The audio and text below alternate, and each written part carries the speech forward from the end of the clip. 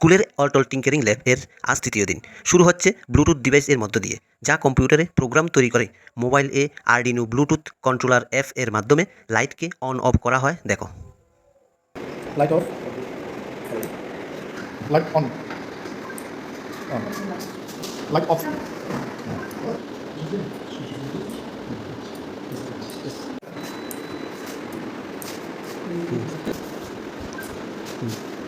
Light off. Second স্টেপে drone, যা মোবাইলে ফ্লুটো কন্ট্রোলারের মাধ্যমে দেখো কিভাবে তার পরিচালনা করা হয়ে থাকে।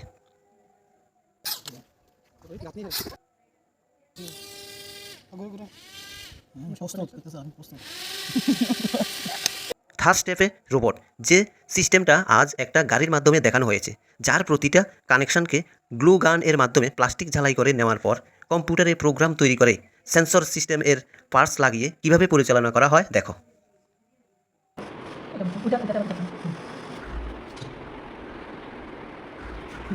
আচ্ছা, এগুলো সেন্সর।